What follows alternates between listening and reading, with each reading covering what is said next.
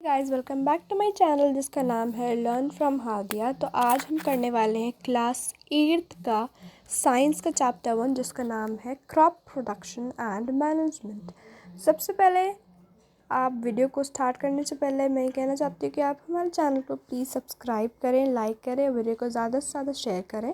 चलिए स्टार्ट करते हैं। सबसे पहले क्रॉप प्रोडक्शन यानी कि हमें जानना होगा कि क्रॉप क्या होता है एक्चुअली। तो क्रॉप होता है जब प्लांट्स एक बहुत सेम काइंड के प्लांट जो है वो एक जगह पर उगाए जाते हैं लार्ज स्केल में, यानी कि एक प्लांट है, ठीक है, और वही प्लांट सेम प्लांट जो है बहुत ही बड़े फील्ड में उगाए हैं लार्ज स्केल में, तो उससे ही हम क्रॉप कहते हैं गाइस। और क्रॉप के एग्जांपल्स यहाँ पे दे रखे हैं। क्रॉप के एग्जांपल्स यहाँ पर दे रखे हैं। क्रॉप का एग्जांपल है क्रॉप ऑफ वीट। जैसे कि क्रॉप है वीट का, तो यानी कि जो प्लांट्स हैं वहाँ पर फील्ड में वो सारे वीट के ही हैं, ठीक है। तो ये हमें पता ही है कि क्रॉप्स जो है बहुत तरह के डिफरेंट टाइप्स के होते हैं, जैसे सीरियल्स हो गया, वेजिटेबल्स हो गए, क्रॉप्स डिफरेंट टाइप्स के हो गए। ये जो है क्रॉप्स को क्लासीफाई किया जाता है on the basis of season. तो ये आप सोच रहे होंगे कि मैंने ये वाला पार्ट क्यों नहीं पढ़ाया, तो ये ज़्यादा इम्पॉर्टेंट नहीं है। तो अब हम आगे बढ़ते हैं। ओके, सो अब ये जो क्रॉप्स हैं ये on the basis of season define किए जाते हैं। तो on the basis of season, ठीक है। तो क्रॉप्स जो है दो तरह के दिए हुए हैं एनसीईआरटी बुक में, kharif crop and the rabi crop. Kharif crop वो क्रॉप्स होते हैं जो कि रेनी सीज़न में उगाए जाते हैं, उन्हें हम खरीफ क्रॉप कहते हैं। ये जैसे कि रेनी सीज़न आता है जून टू सितंबर, तो जून टू सितंबर में जो क्रॉप्स होते हैं वही खरीफ क्रॉप्स होते हैं। और इसके एग्जाम्पल्स भी आप देख सकते हैं। इसके एग्जाम्पल्स हैं मेज़ हो गया, सोयाबीन, ग्राउंडनट, कॉटन, ये सब एग्जाम्पल्स हैं खरीफ क्रॉप के। अब सेकेंड आता है राबी क्रॉप। राबी क्रॉप क्या होता है, जो क्रॉप्स विंटर सीजन में उगाए जाते हैं, यानी कि अक्टूबर से मार्च से, उसे हम राबी क्रॉप्स कहते हैं। एग्जाम्पल्स हो गए इसके वीट, ग्राम, पी, मस्टर्ड, लिंसीड्स, ठीक है। और इस बिसाइड्स चीज़ पल्सेस और वेजिटेबल्स जो होते हैं वो समर में भी उगाए जाते हैं अलग अलग जगह पर। अब basic practices of crop production, ये इम्पॉर्टेंट टॉपिक है। तो कल्टीवेशन ऑफ क्रॉप, जो कल्टीवेशन होता है क्रॉप का, यानी कि जब उगाया जाता है तो किसी भी क्रॉप को उगाने से पहले हमें बहुत सारे स्टेप्स लेने पड़ते हैं। कि ये तो है नहीं कि एक क्रॉप हमने सीड डाला, सीड डालने के बाद फ़ौरन वो प्लांट में कन्वर्ट हो गया, ऐसा बिल्कुल भी नहीं हो सकता। बहुत सारे स्टेप्स होते हैं। वो क्या क्या स्टेप्स होते हैं वही हम पढ़ेंगे।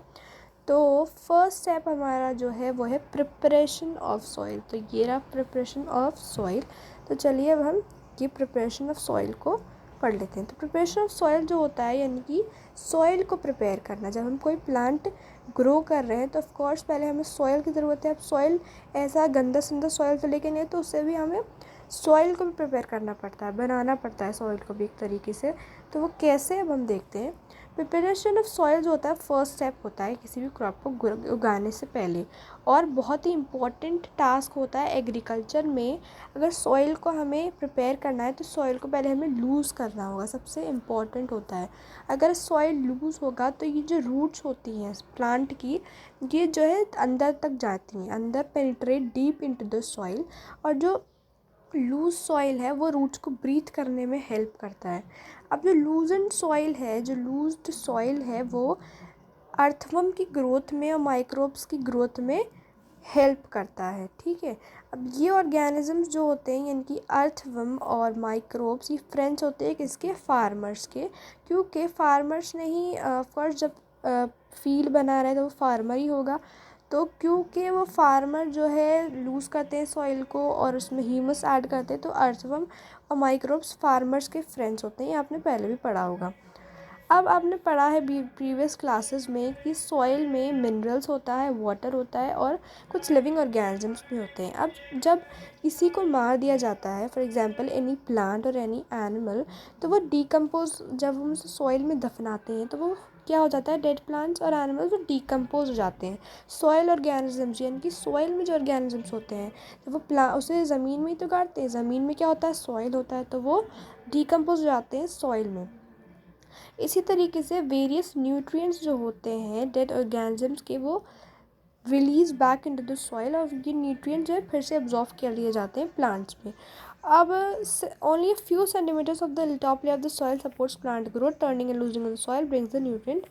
अब क्या होता है कि फ्यू सेंटीमीटर जब उसमें प्लांट में डिकम्पोज हो गया तो वो फिर से वो रिलीज बैक हो जाता है सॉइल में. उसके बाद क्या होता है, फ्यू सेंटीमीटर्स जो होता है टॉप लेयर जो होती है सॉइल की, वो प्लांट ग्रोथ को सपोर्ट करती है. यानी कि अब सॉइल लूज हो जाएगा तो प्लांट की ग्रोथ में क्या होगी, सपोर्ट मिलेगा. उसे प्लांट इजीली ग्रो करेगा. अगर हमारा जो सॉइल होगा वो लूज़ होगा, सॉइल लूज़ होगा तो रूट्स भी हमारी अंदर तक जाएंगी, रूट्स अंदर तक जाएंगी तो पानी आएगा तो प्लांट ग्रो होगा. ठीक है, यही बताया गया है इसमें. ठीक है, तो अब हम आगे बढ़ते हैं.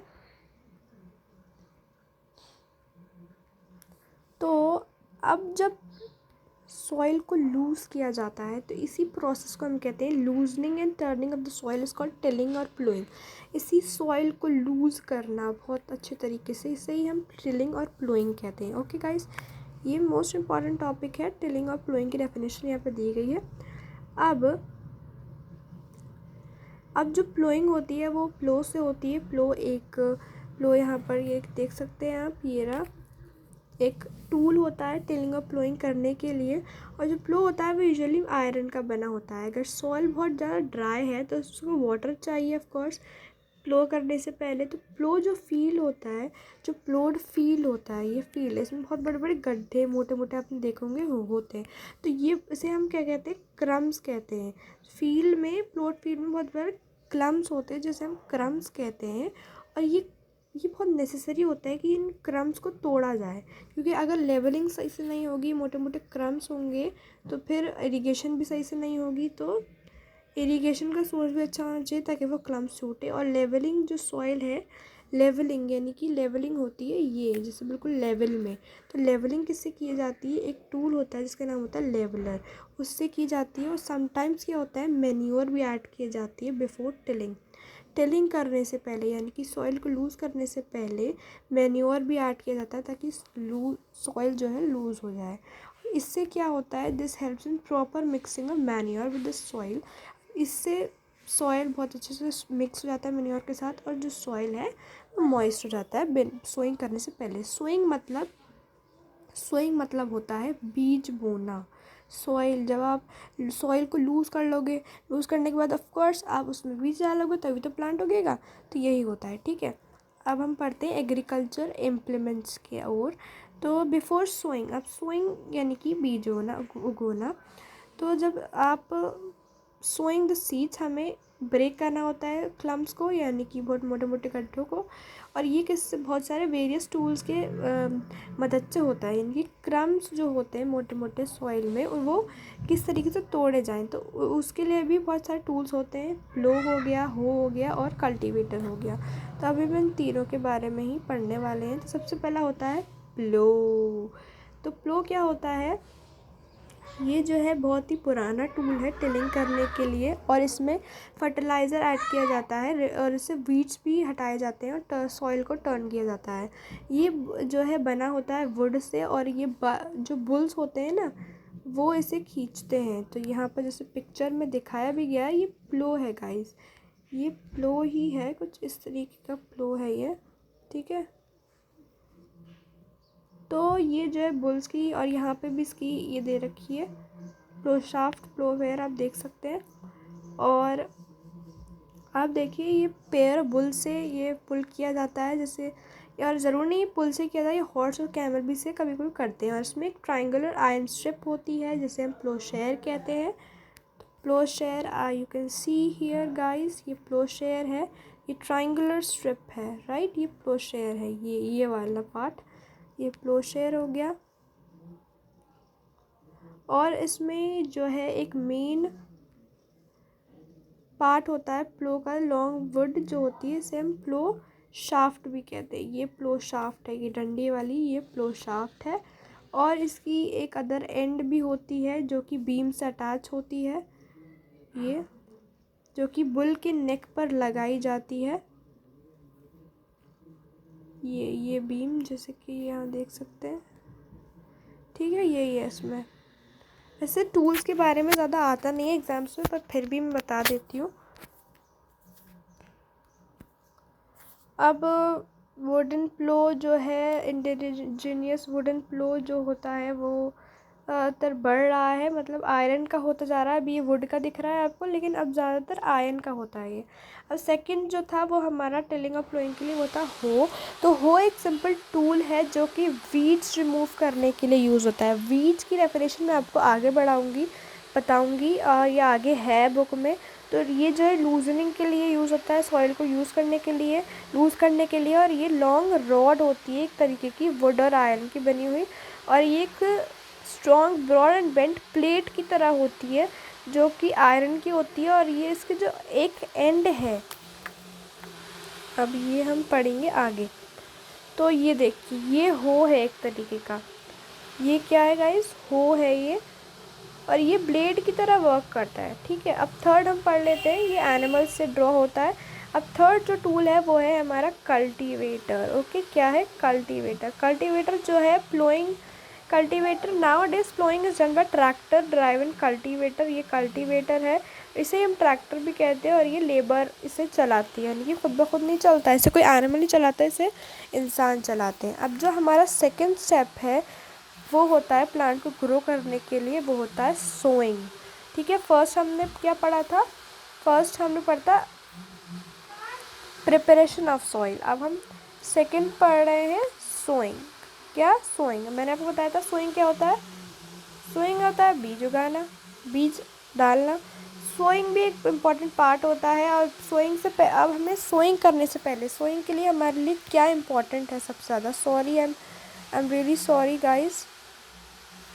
तो सोइंग के लिए सबसे ज़्यादा इम्पॉर्टेंट क्या है, सोइंग सबसे इम्पॉर्टेंट है गुड क्वालिटी ऑफ सीड्स, यानी कि सीड्स अच्छे होने चाहिए। और फार्मर्स भी अच्छे सीड्स यूज़ करने चाहिए ताकि हाई यील्ड हो। सिलेक्शन ऑफ सीड्स अच्छा होना चाहिए सोइंग करने से पहले, बस इसमें यही है। बट फिर भी अब यहाँ पर देख लेते हैं, there is a good method for separating good healthy seeds from the damaged ones. यानी कि एक बहुत अच्छा गुड मेथड है सेपरेशन करने का हेल्दी सीड्स और डैमेज वन। और बिफोर सोइंग जो मोस्ट इम्पॉर्टेंट टास्क है वो ये है टूल्स के बारे में जानना है कि सोइंग के टूल्स हैं वो थे, एक लूजनिंग के टूल्स है, अब ये सोइंग के टूल हैं। तो फर्स्ट टूल है वो होता है फनल टाइप स्ट्रक्चर का। और फनल यानी कि इस तरीके का होता होगा वो कुछ, इसके अंदर सीड्स डाले जाते हैं, सीड्स डालें तो वो सीड डलते जाते हैं इस तरीके से, इस तरीके का होता है बस ये। ठीक है, इसका भी डायग्राम होगा ये। और दूसरा होता है सोइंग के लिए सीड ड्रिल। सीड ड्रिल क्या होती है गाइस, सीड ड्रिल जो है वो सोइंग के लिए होती है, वो ट्रैक्टर्स में होती है। देखी होगी सीड ड्रिल है, यहाँ पे सीड्स अंदर जाते जा रहे हैं। ठीक है, और ये इससे क्या होता है कि जो सीड्स हैं वो इक्वल डिस्टेंस पे ग्रो डाल दिए जाते हैं, यानी कि कोई अलग अलग, कोई इधर सीड होगा कोई इधर सीड होगा, ऐसा नहीं होगा, बिल्कुल इक्वल डिस्टेंस पे सीड्स को डाल दिया जाएगा। ये सीड ड्रिल काम करती है। और जो सीड ड्रिल है वो बचाती है, हमारा टाइम भी बचाएगी, वो लेबर भी बचाएगी। ठीक है, तो ये हो गया। तो गाइज़ अभी जो है, अब हम जब आगे है वो हम दूसरी वीडियो में पढ़ेंगे।